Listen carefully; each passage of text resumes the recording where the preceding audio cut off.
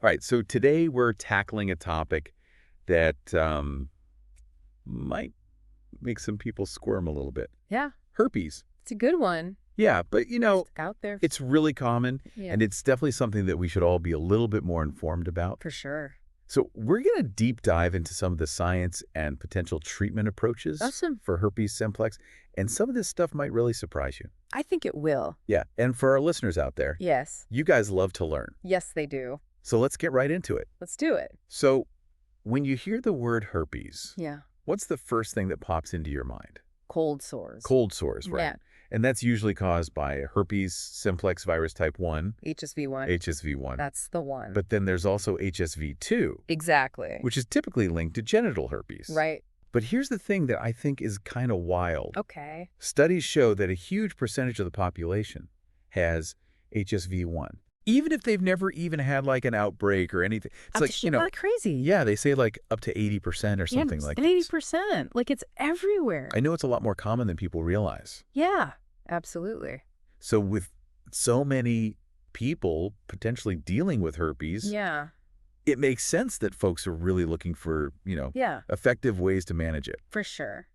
And that brings us to our first kind of unusual approach, honey. Oh. You think about honey, Interesting. and you think like Winnie the Pooh, Yeah. Or like a nice cup of tea. Exactly. Yeah. But could it actually be a potential herpes treatment? Okay. Well, Is there any science backing that up? so honey has been used medicinally for forever. Friar, yeah. And recent research, suggests that there might be something to its effectiveness in managing herpes. Really? It's got natural antiviral and anti-inflammatory properties. Yeah. And studies have shown that it can be really effective in wound healing. Oh, interesting. Like there's even evidence suggesting that certain kinds of honey, like Manuka honey, Oh, yeah, I've heard of that. could potentially actually inhibit viral I replication. know. I've heard of Manuka honey, but I didn't know it had anything to do with Yeah. herpes or viruses. Yeah, so what's interesting about Manuka honey is that it's made from the nectar of this like Manuka tree, Okay. which is from New Zealand, right? Oh, okay. And it's got this higher concentration of a compound called methylgaloxyl, Oh, wow. or MGO. Okay. And this MGO, they think, is responsible for a lot of its like antibacterial and antiviral properties. So it's got extra oomph. Yeah, like it's like the superhero of honey. Okay. And there's some research showing that it could be especially good against HSV. So theoretically, if you were to put Manuka honey on a cold sore, Yeah. could that actually help it heal faster?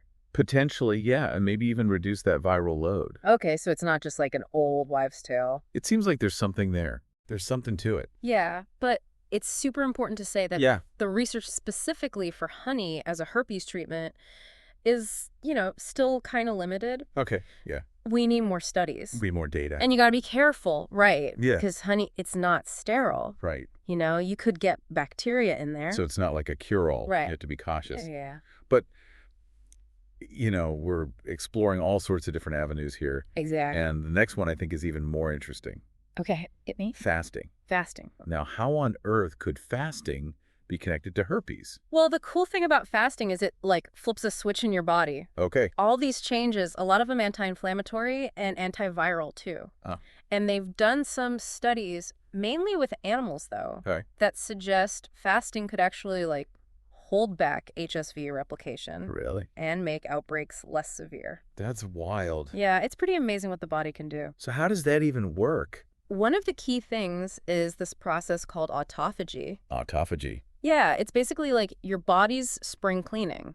Okay. When you fast, your cells start breaking down and recycling all the junk, Okay. including, viruses. Wow. So this helps to clear out those infected cells and lower the amount of virus you've got. It's like taking out the trash. Exactly. Your body's got its own garbage disposal. I love that analogy. Right. But what about different kinds of fasting? Okay. Is there a specific method that's better for managing herpes? That's a great question. Yeah. And honestly, we need more research on that. Okay. There's intermittent fasting. Yeah, where you cycle. Yeah, you eat, then you don't, then you eat again. Right. And then there's prolonged fasting. Okay, that's like going for a long time. Yeah, no food for a while, and it's But- too early to say which one, if any, is best for herpes. Yeah. We need more data. Always need more data. Of course, we can't talk about fasting without, a big old disclaimer. Of course not. It's not something to just jump into. Oh, no. It can have big effects on your body. Absolutely. So, talk to your doctor first. Yes, especially if you have any other health issues like diabetes. Right. And staying hydrated is super important when you're fasting. Oh, yeah, I got to drink that water. And listen to your body. That's so important, yeah. If it's telling you something's wrong, you got to listen. Absolutely. Yeah. So we've talked about two kind of unusual approaches. Yeah. Honey, with its antiviral and wound healing properties. Yep. And fasting, which might trigger those antiviral mechanisms like autophagy. Right. So what does all this mean for someone who's trying to effectively manage herpes? Well, I think the biggest takeaway here is that managing herpes, it's not a one-size-fits-all thing. Okay. These natural remedies, they might offer some benefits. Yeah. But they're not a substitute for seeing your doctor and getting personalized advice. Right. Antiviral medications, those are usually a key part of herpes treatment. And your doctor can help you figure out a plan that works best for you. A plan that's tailored to you. Exactly. Okay, so it's about finding what works best for you with the guidance of a healthcare professional. Absolutely. And aside from medication and these natural remedies we've talked about, are there other things people can do to help manage herpes? Yes. Our source also talks a lot about prevention and self-care. Okay, right. Good hygiene is crucial. Yeah. Don't touch those sores. Right. And if you have an outbreak, avoid sexual contact. Yeah. It's about protecting yourself and others. Right. And it's about taking care of yourself, too. Exactly. Yeah, making sure you're eating well, exercising. Yes, all that good stuff. And managing stress. It all helps your immune system. Yeah. Which can make those outbreaks less frequent and severe. So it's about a holistic approach. Absolutely. It's about the whole picture. So let's recap honey, especially the Manuka honey and fasting. They've shown some promise for managing herpes. Yeah. But we need more research. Always more research. And talking to your doctor is key. Couldn't agree more. They can help you come up with a personalized treatment plan. Yep. That might involve antiviral meds and other strategies. Right. And don't forget about prevention and a healthy lifestyle. Huge. Those are super important for managing herpes effectively. Can't stress that enough. This whole deep dive, it kind of leaves us with a big question, doesn't it? What's that? Into personalized approaches. Yeah. That consider individual health, lifestyle, even genetics. Okay. Yeah. Be the future of herpes management. That's a great question. It's something to think about as you continue learning and talking with your healthcare provider. For sure. Always keep learning.